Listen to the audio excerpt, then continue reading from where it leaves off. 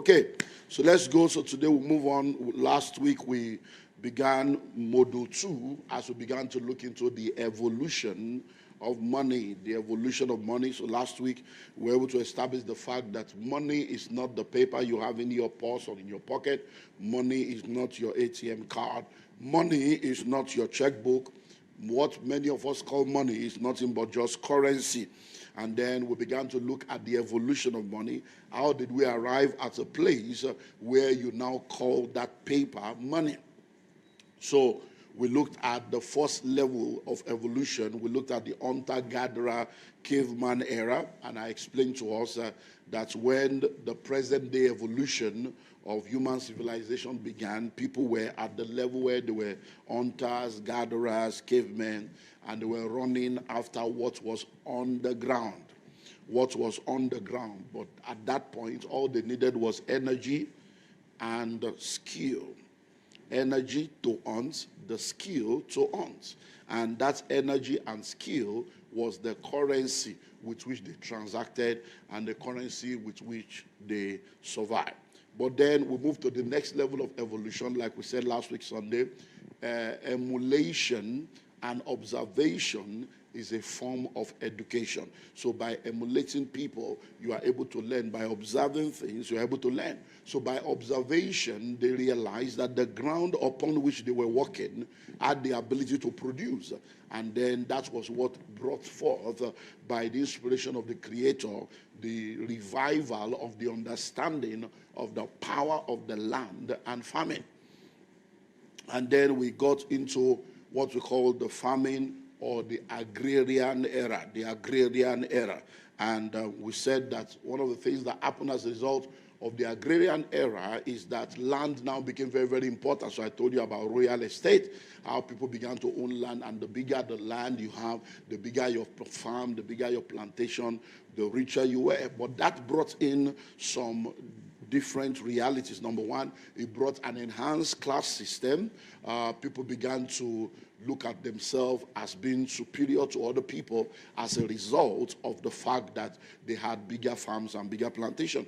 Another thing it did was to bring a renewed dimension to polygamy. So many of us grew up in villages and in families where our grandfathers and those that came before us were farmers, and they had 5 wives, 8 wives, 30 children. Now, that was not as a result of love. It was an economic theory.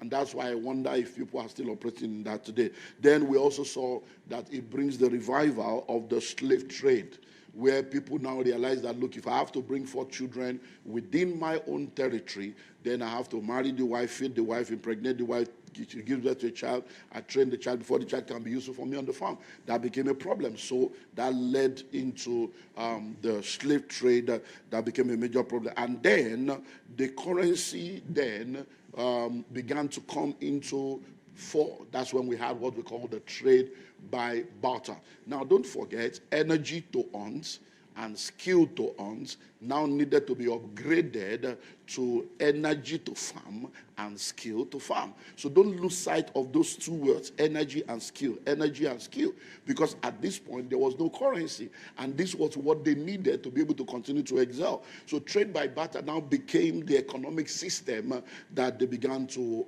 explore. So let's continue from there. So trade by barter is an economic system that involves an exchange. Somebody say exchange. I can't hear you say it loud. Exchange. That is using what you have to get what you want. So when we say trade by barter, we are saying use what you have to get what you want. Use what you have to get what you want. So in the marketplace of life, nobody comes in empty. You don't come in empty. When you come into the marketplace, you come with something in order to be able to get something. But the challenge we have in our world today is people think they can just get something for nothing. No, it does not work like that. You can't get something for nothing. You come into the marketplace with something. So that system of exchange that exists then and still exists today does not permit you to come with nothing to offer. So money to them was whatever you have to exchange for what you need. That's what money was to them. They began to look into what can I exchange for what I need. That's all. They were not thinking of paper. They were not thinking of currency. They were thinking, what can I exchange for what I need? So the question is, if that is a form of currency and a trading transactional tool for that time, why are you then looking for paper currency when you can use what you have to get what you want? So think about it. You can use what you have to get what you want, so why are you looking for money? People understand using what you have to get what you want in the negative, but they don't understand it in the positive. Use what you have to get what you want. Use what you have to get what... It doesn't have to be negative. You can use the experience that you have to get the resources that you want. You can use whatever material that you have right now to get whatever service that you need. People know how to use their body to get money. Is it not using what you have to get what you want? But they are doing that in the negative. People know how to use fear to do things. So why are you not learning that using what you have to get what you want is not a negative thing and should not only be seen from the negative dimension? So guess what? Everyone is rich. Everyone is rich. I've always told you, how many kidneys do you have? You have 2 kidneys. How many kidneys do you need? You have 1. So what's the second kidney doing there? So many of you, you have 2 kidneys now. You are looking at me now, 2 kidneys. I see you are poor. And 1 kidney will probably bring you, maybe, I don't know how much they sell kidney. That's not my business. But let's assume $100,000. Assumption. So that means you have $100,000 sitting there inside you, and you are looking for $50,000 to pay for your shop. So think about it. That's how you have gifts, you have talents, you have potentials on the inside of you. Your gold is tied to your gift. Your treasure is tied to your talent. Your profit is tied to your potential. So on the inside of you, there is something you have that you can exchange for what you need. Do you know that when you go to work, you say, I'm working, and they pay you salary. Now, when you go to that work, what do you give them? You give them your time. You give them your energy. You give them your knowledge. You give them your skill. What do they give you at the end of the month? They pay you for those things that you've given to them. So you are using what you have to get what you want. And that's why we need to have that understanding, because a lot of people have put a barrier between them and their miracle. And I've taught you in this house before, I've said it over and over again, what you need is what you need. It's a principle. What you need is what you need. If you need a car, stop praying for money to get a car. Ask for the car. If you need a house, stop praying for money to get a house. Ask for the house. If you need a job, you don't pray for money to get a job. So why are you praying for money to get a car? If you need a job, do you pray for money to get a job? You say, oh Lord, I need a job. So why do you now pray for money when you need a car? If you need a job, you pray for a job. If you need a wife, do you pray for money to get a wife? If you need a husband, do you pray for money to get a husband? If you need a child, do you pray for money to get a child? So why are you praying for money to get a car? Who told you? It's because of the software that has been put on the inside of you. You now think that you need money, whereas what you have, you can use. You have tangible and intangible resources that are available for you to exchange for what you need. So I'm going to give you an homework. Like I said, when we started, there's going to be a lot of assignments. So if you don't have the manual, you need to get the manual, like I've said over and over again. So now, make a list of 10 things that you need. Make a list of 10 things that you need. 10 things. And then make a list of 10 things you have that you can exchange for it. So let me help you, for instance, now. I need a job. So if you need a job, so what do you have that you can exchange for a job? I have time. What do you have that you can exchange for a job? I have experience. What do you have that you can exchange for a job? I have qualification. What do you have that you can exchange for a job? I have skill. Are you getting it now? So list what you need and sit down and begin to think. Mariando Koshepe. And the Spirit of God begin to inspire you, and you begin to realize that that thing you are looking for, you already have what it takes to get it. So all you need to do is go through this process, and it will help you. So let's move on. So when the trade by barter began to function, which is what many of us, when you go into economic classes, you study economics, they will teach you more about, trade by barter, trade by barter, trade by barter. But as at this time, when they started going to this trade by barter stuff, energy and skill has been from the beginning. And the energy and skill is still there, but people now started losing sight of energy and skill. But there was limitation. Trade by barter came with limitation. It came with some limitation. And it was this limitation in the trade by barter dimension that led to the next level of evolution that brought in what everyone now knows as currency. So what do we see? Number one, value differential.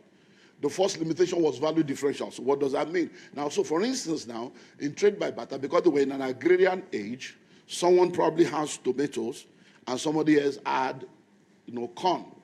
So one person brings tomato, the other person brings corn.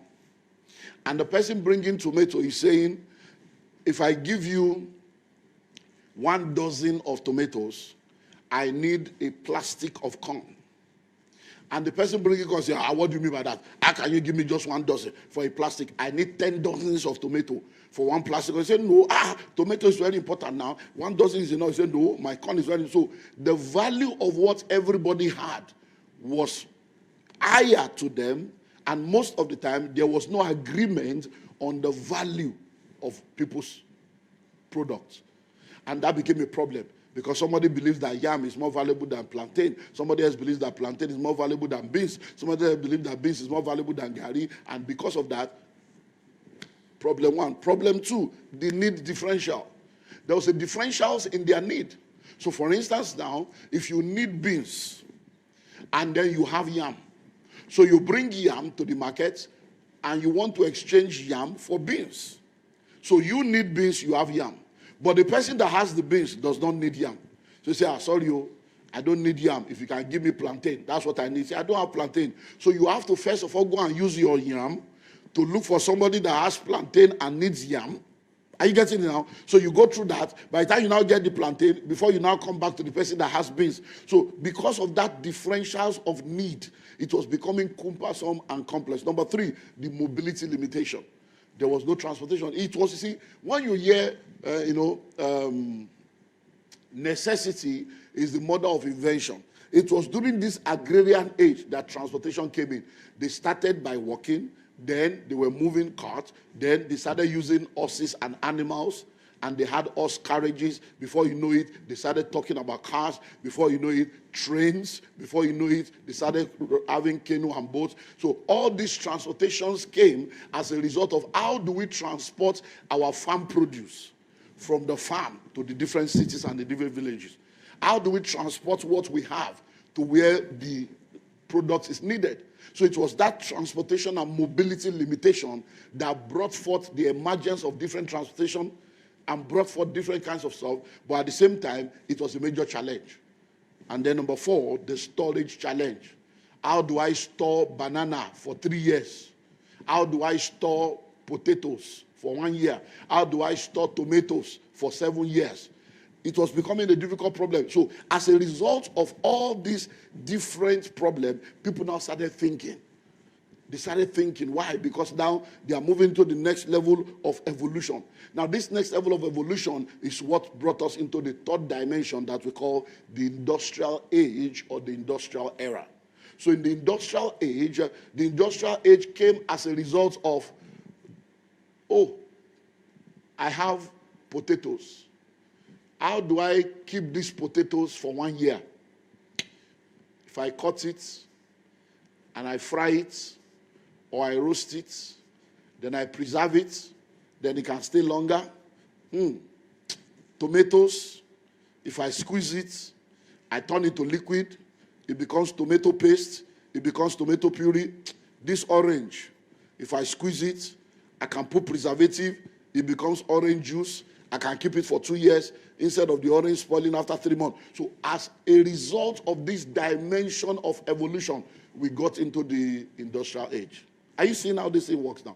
But guess what? Don't forget that during the time of famine, people were slaves on the farm. They are brought slaves and they were all working on the farm. So the energy and skill that people had during the hunting age, when the evolution moved to agrarian, some people left that realm and upgraded themselves. So they reskilled to ensure that the energy is now redirected at farming. The skill is now into farming. Now, at this next level of evolution again, they now started thinking of, okay, now this energy that we have been using to farm, we now have to redirect this energy to being educated and getting the understanding of how to function in that next level. And they now began to develop new skills. And these new skills that they began to develop was the skill that is required, because the skill they needed on the farm is not needed in the factory. And what happened at this point is the fact that many of the people that were on the farm, they now started picking the ones that were smart, the ones that were quick with their head, quick in thinking, and they gathered them together. It was at this point that education started. So schools were not set up so that you can be rich. No.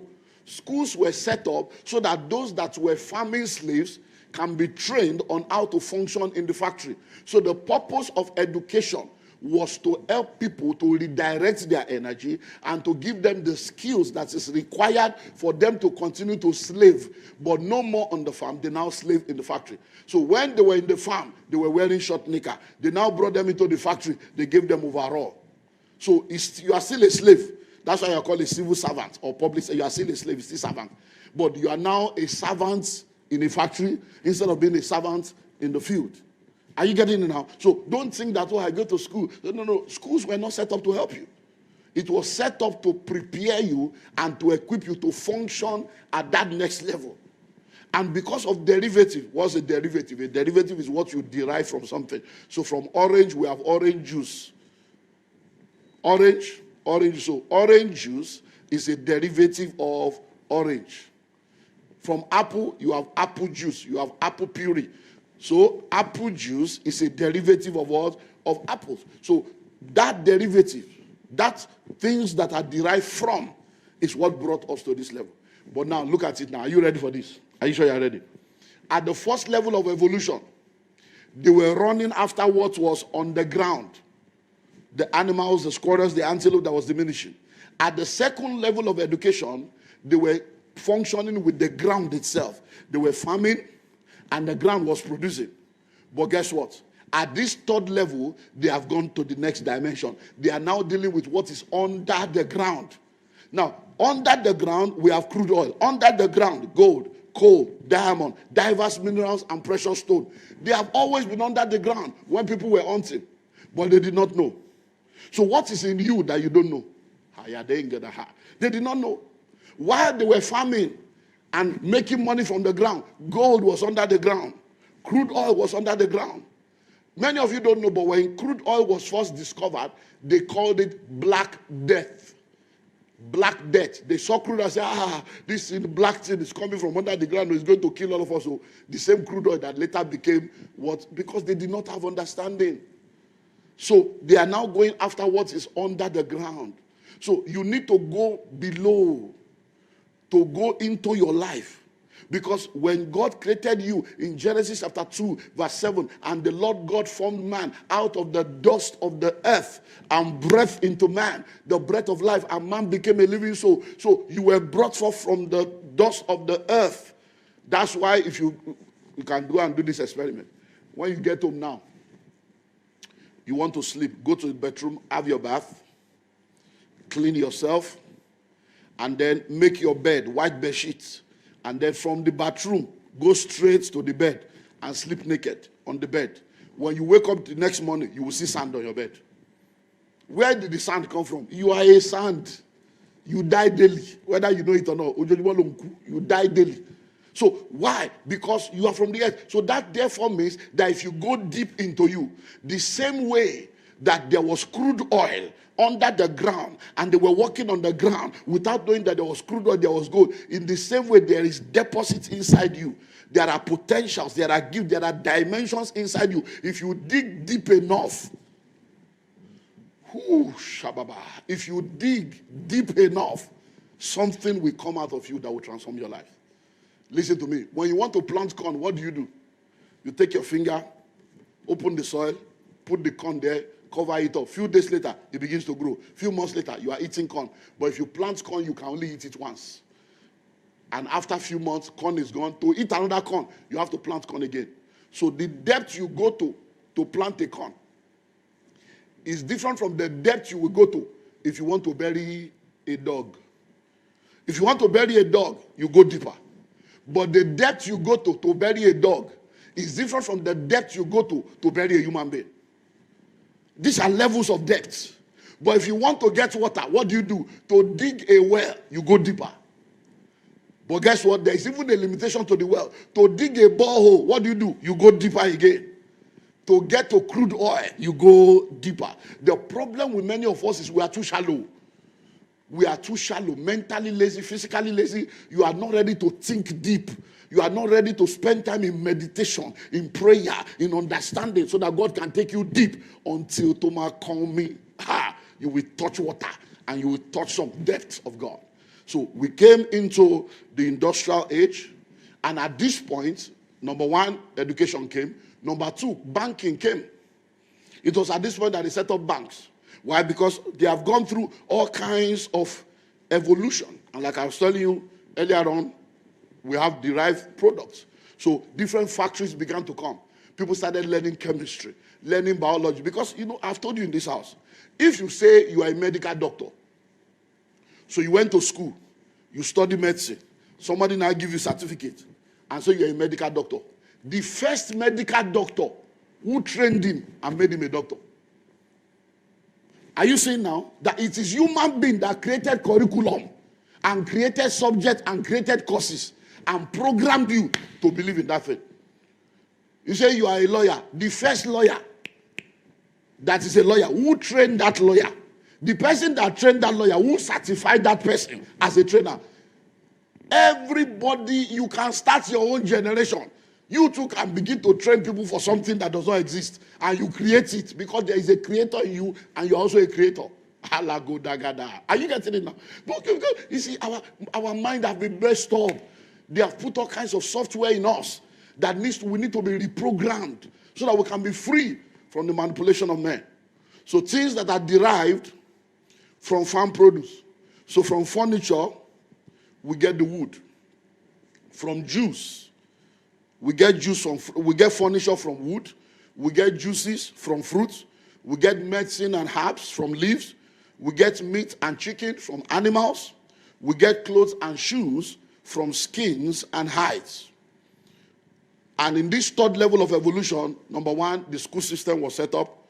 Number two, jobs and salary came as this is where they started having jobs. You know that when they were in the farm, they will put them on a scale. And when they put them on a scale, they will measure them. They will now put them there and say, this is Johnny.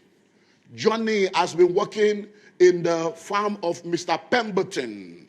He has been here, he's very strong, he can work for 8 hours, this and that, and then they will now begin to say, if you want Johnny, and then they begin to wage for it. So the word salary, the root word for salary is wages. Wages is a wages. And that's the price you pay for a slave. When you are going to buy a slave, you wage it.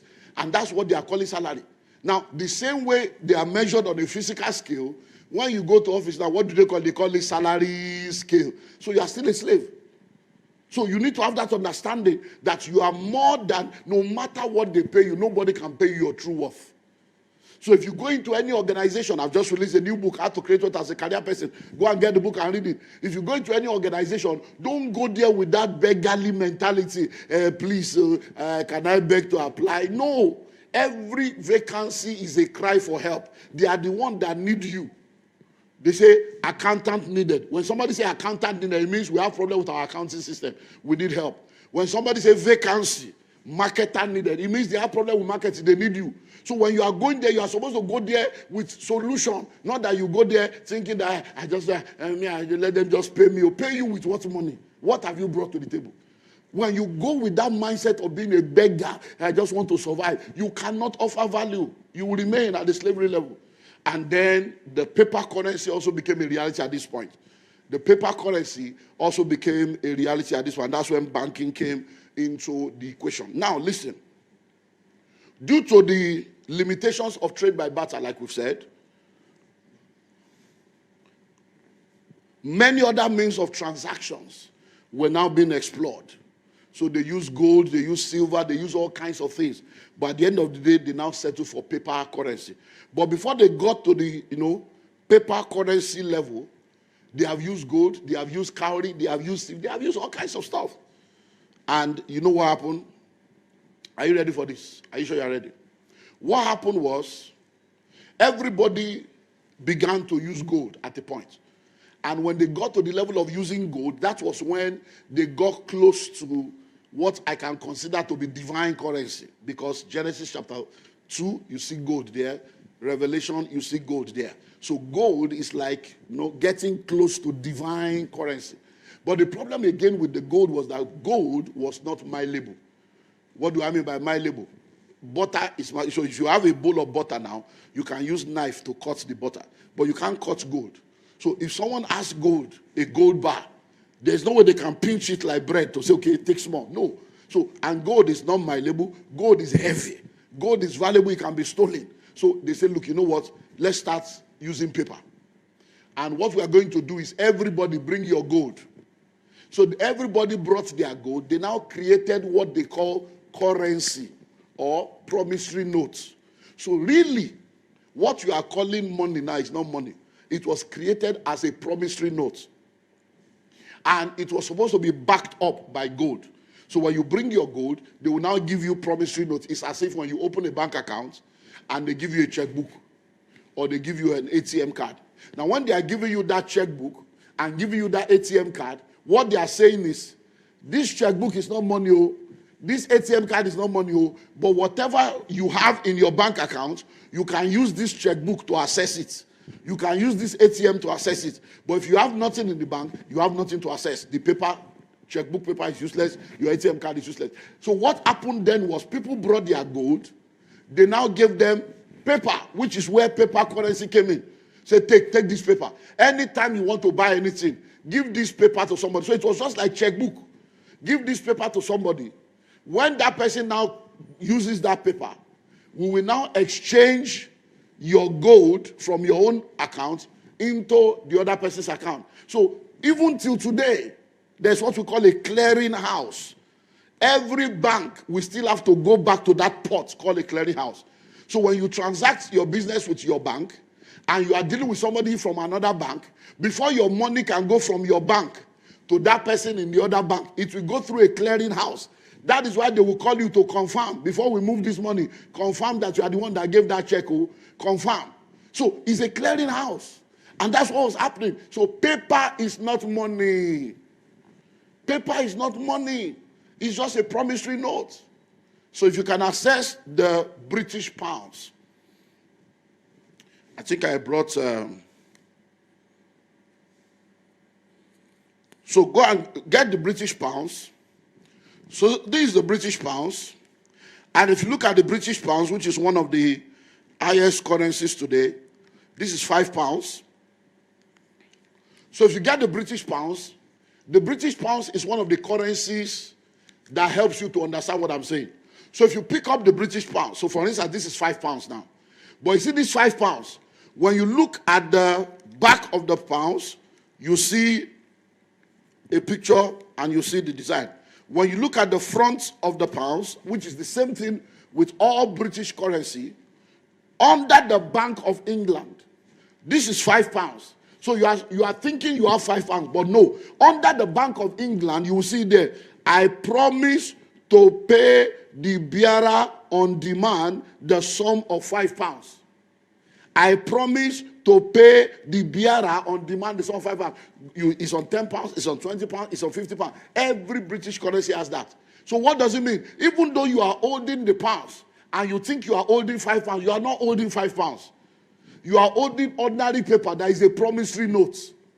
Oh, shagalambalayakate. So paper is not money, it's a promissory note. And once you understand that, it will help you, because what we are talking about is you knowing how to understand what real money is.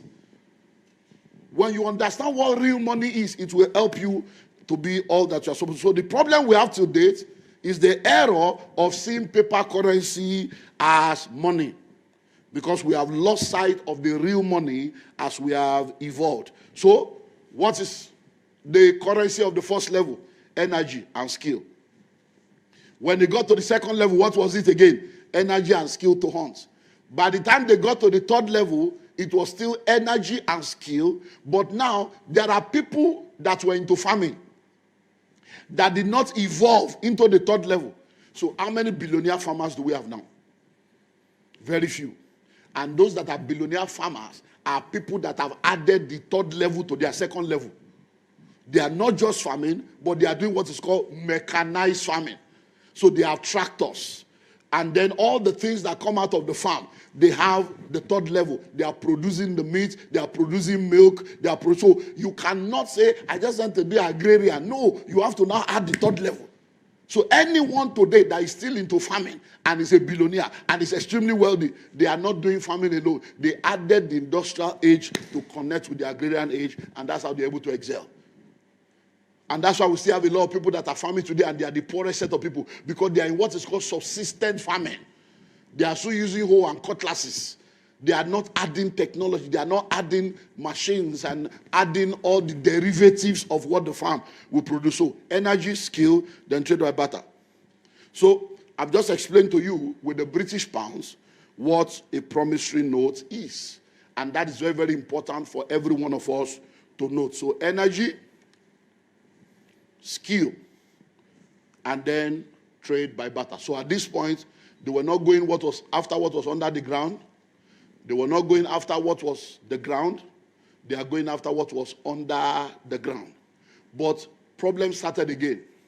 And what was the problem? People now started having currencies. And then at a point in time, somewhere around I think 1971 or thereabout, what happened was the gold that everybody brought, people brought all their gold to collect the paper. The gold that had been brought, the gold were being stored. And people started trading since the 1930s, 1920s, 1930, 1933. That's when all this paper thing came in.